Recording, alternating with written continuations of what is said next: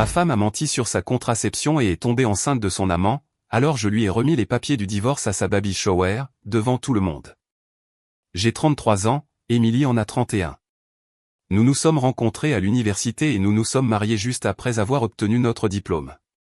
Je pensais la connaître mieux que quiconque.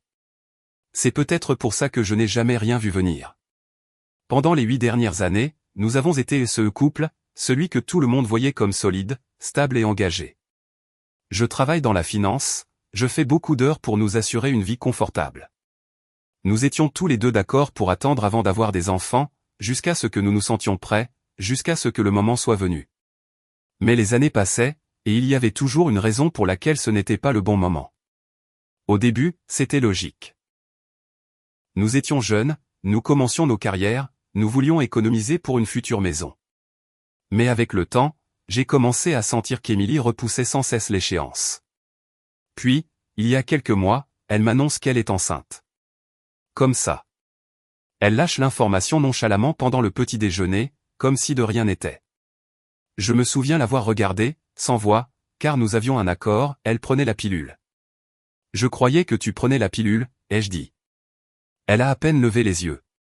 Apparemment, elle n'a pas fonctionné. Son ton était plat, détaché, comme si elle lisait une liste de courses. Et peut-être que ce n'était rien, peut-être que j'aurais dû ignorer ça et lui faire confiance.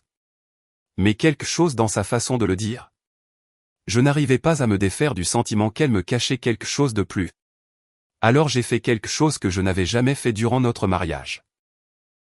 J'ai attendu qu'elle soit sous la douche un soir, j'ai pris son téléphone et j'ai commencé à fouiller. Je me disais que j'étais paranoïaque, que je ne trouverais rien et que nous en ririons plus tard. Mais je n'ai pas rien trouvé.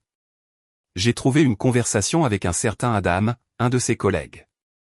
Des messages comme « J'ai hâte que ce bébé soit là pour qu'on n'ait plus à se cacher » et « Tu penses qu'il finira par comprendre ?»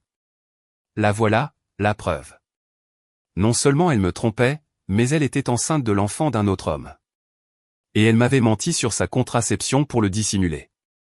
Je me suis senti figé, les yeux rivés sur l'écran, sachant que toute ma vie venait de partir en fumée.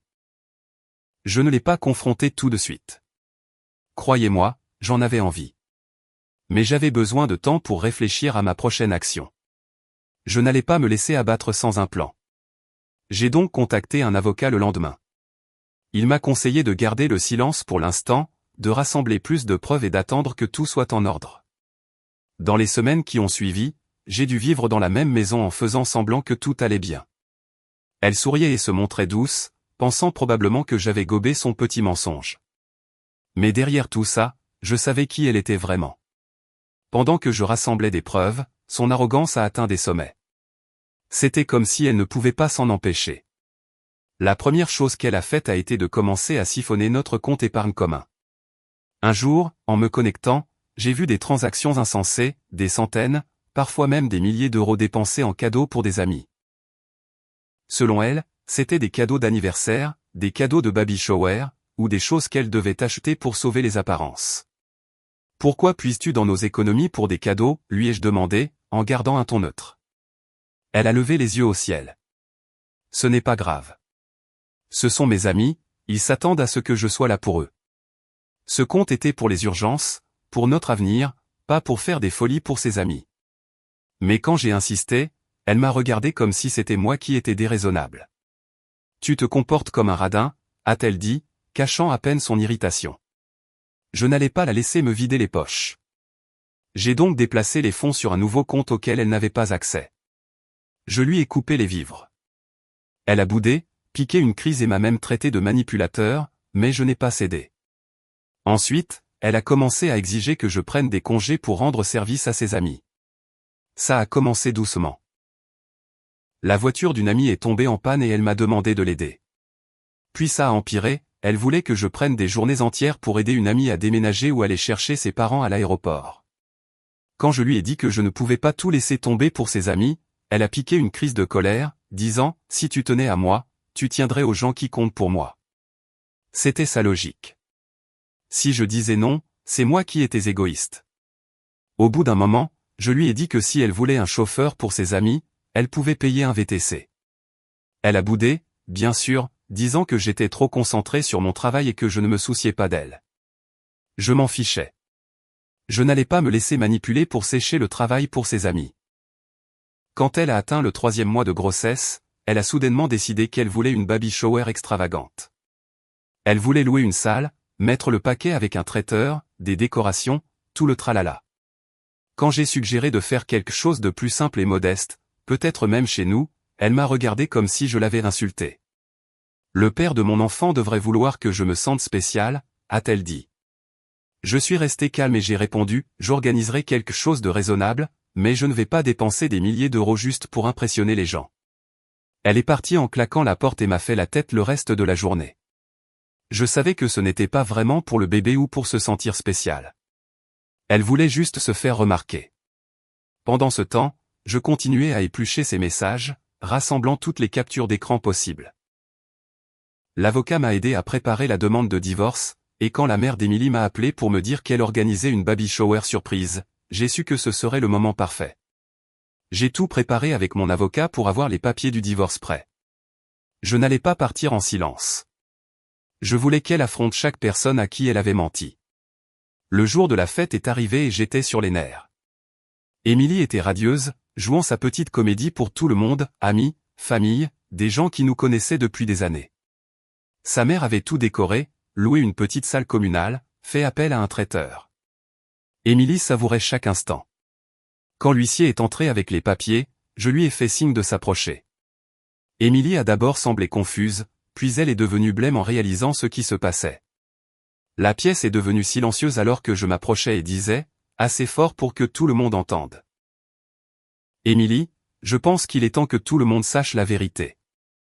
Les gens ont commencé à chuchoter, à regarder autour d'eux, et j'ai continué, sans la laisser m'interrompre. Je leur ai tout raconté, l'infidélité, la grossesse, les mensonges sur la contraception. Emily a essayé de m'arrêter, bégayant des excuses, mais je n'allais pas la laisser s'en tirer. Je lui ai tendu les papiers. Je demande le divorce et je ne veux rien avoir à faire avec tout ça, ai-je dit, la voix ferme. Elle a fondu en larmes, sanglotant devant tout le monde. Les amis et la famille avaient l'air choqués. Certains la réconfortaient, d'autres me foudroyaient du regard comme si j'avais perdu la tête. Mais je m'en fichais.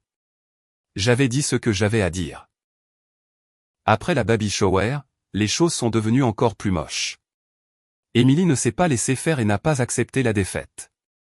Elle a redoublé d'arrogance. La première chose qu'elle a faite a été d'exiger que je continue à payer pour sa voiture et d'autres dépenses, même pendant le divorce. Tu me dois bien ça, a-t-elle dit. Je suis enceinte et sur le point de devenir une mère célibataire. Je lui ai répondu par texto, je ne te dois rien. Débrouille-toi avec Adam. J'ai annulé son accès au compte joint et mis toutes les factures restantes à son nom. Elle a fait exploser mon téléphone de texto rageur, disant que je l'abandonnais, mais je n'allais plus financer son train de vie. Ensuite, elle s'en est prise à Max, notre chien. Elle a insisté sur le fait que, puisque je la quittais, elle devrait au moins le garder. Max avait toujours été mon chien. Je l'emmenais chez le vétérinaire, je payais sa nourriture, je le promenais tous les jours. Mais maintenant, soudainement, elle le voulait. Je lui ai dit non, bien sûr, et je lui ai rappelé que Max ne serait pas heureux dans un appartement minuscule. Elle s'en fichait. Elle a dit que je la laissais seule et qu'elle avait besoin de compagnie. Comme je ne cédais pas, elle a menacé d'aller au tribunal. J'ai rassemblé toutes les photos, les dossiers vétérinaires et les reçus, prêt à me battre pour Max si nécessaire. Finalement, elle a laissé tomber, réalisant qu'elle n'allait pas gagner. Et la cerise sur le gâteau, elle voulait que je présente des excuses publiques. Elle a dit que je l'avais humiliée devant tout le monde à la baby shower et que je lui devais de rétablir sa réputation. Elle voulait même que je publie quelque chose sur les réseaux sociaux, affirmant que j'avais surréagi et demandant pardon en son nom. Je lui ai dit non, catégoriquement. Tu as menti, tu as triché et tu as essayé de me piéger avec l'enfant d'un autre. Je ne te dois aucune excuse. Cela ne l'a pas empêché d'essayer de manipuler nos amis communs pour les rallier à sa cause. Elle les a appelés, déformant l'histoire, se présentant comme la victime d'un mari contrôlant qui ne pouvait pas gérer une petite erreur. Mais à ce stade, j'avais partagé toute l'histoire avec mes proches. Je ne cherchais pas à déclencher une guerre, mais je n'allais pas la laisser réécrire l'histoire non plus. À chaque nouvelle demande ou menace, Émilie ne faisait que confirmer que la quitter était la meilleure décision que j'ai jamais prise. La procédure de divorce elle-même a été un désastre. Elle voulait une pension alimentaire, elle a essayé de faire valoir qu'elle méritait la maison puisqu'elle allait être mère célibataire, et elle a même demandé si j'étais prêt à participer aux dépenses pour le bébé. Mon avocat a géré la plupart des choses, mais j'ai été clair, elle n'obtiendrait pas un centime de plus que ce à quoi la loi lui donnait droit. Je savais qu'elle ne voulait la maison que parce que c'était quelque chose qu'elle pouvait contrôler, quelque chose qui symbolisait la stabilité dans son monde chaotique. Mais je n'ai pas cédé. J'avais travaillé trop dur, sacrifié trop de choses pour la laisser tout me prendre juste pour s'adapter à sa nouvelle vie avec Adam. Finalement, la paperasse a été finalisée et le tribunal a convenu qu'elle n'avait droit à rien de plus. Elle a eu quelques meubles, ses vêtements et un retour brutal à la réalité.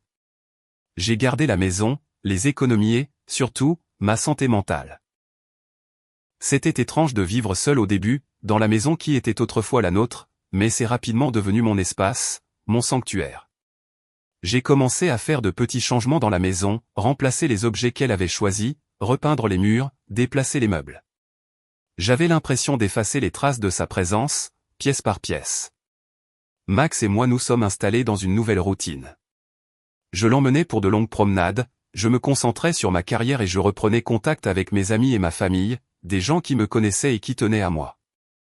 J'ai réalisé à quel point je m'étais isolé, me pliant toujours en quatre pour Émilie, essayant toujours de la rendre heureuse alors même qu'elle en prenait de plus en plus. Environ un mois après la finalisation du divorce, j'ai reçu un appel d'un numéro inconnu. J'ai répondu et, bien sûr, c'était Émilie. Sa voix était tremblante, presque désespérée. Elle voulait parler, voir si on pouvait se rencontrer pour discuter. Elle a dit que la stabilité que nous avions lui manquait, qu'elle n'avait pas réalisé à quel point ce serait difficile d'élever un enfant seul. « Pourquoi tu ne demandes pas à Adam ?» ai-je demandé, la voix calme. Il y a eu un silence au bout du fil, puis elle a admis, presque dans un murmure, qu'Adam l'avait quittée. Apparemment, dès qu'il a réalisé qu'elle n'aurait pas le soutien financier auquel elle était habituée, il a perdu tout intérêt. Elle était seule, avec un enfant en route, et sans véritable soutien. « Tu as fait tes choix, Émilie » ai-je dit. « Je ne suis plus ton filet de sécurité. » Elle a essayé de pleurer, de me culpabiliser, mais je n'étais pas dupe. J'avais passé assez de temps à me laisser manipuler, à me plier à sa volonté. Cette fois, j'ai raccroché. Dans les semaines qui ont suivi, j'ai senti un poids se lever de mes épaules. Pour la première fois depuis des années, je ne vivais plus selon les attentes de quelqu'un d'autre. Je vivais enfin pour moi-même, faisant mes propres choix, construisant une vie que je voulais vraiment. J'ai renoué avec des amis, passé du temps avec ma famille, je me suis concentré sur mes propres objectifs. J'avais économisé pendant des années, reportant des projets, attendant le bon moment. Mais maintenant, plus rien ne me retenait. J'ai commencé à voyager, à explorer des endroits que j'avais toujours voulu visiter. J'ai emmené Max en randonnée, j'ai essayé de nouveaux passe-temps et j'ai redécouvert la personne que j'étais avant qu'Émilie n'entre dans ma vie. Quant à Émilie, elle est seule, vit dans un petit appartement et fait face aux conséquences de ses propres actions. Aux dernières nouvelles, Adam l'avait complètement ghostée et elle avait du mal à tout gérer, tout ce qu'elle pensait que quelqu'un d'autre ferait pour elle. En fin de compte, je suppose qu'on peut dire que je suis reconnaissant. Reconnaissant d'avoir appris la vérité, de ne pas avoir gâché plus de temps de ma vie avec quelqu'un qui me voyait comme une ressource plutôt que comme un partenaire. Je suis reconnaissant d'avoir enfin trouvé ma propre voie, même s'il a fallu ce genre de trahison pour la faire émerger. Voilà, c'est tout. Le mariage, la trahison, la baby shower. Je suis parti la tête haute, mon chien à mes côtés, et avec un nouveau respect pour moi-même. Et s'il y a une chose que j'ai apprise, c'est que je ne ferai plus jamais l'erreur de tout donner à quelqu'un qui ne le mérite pas.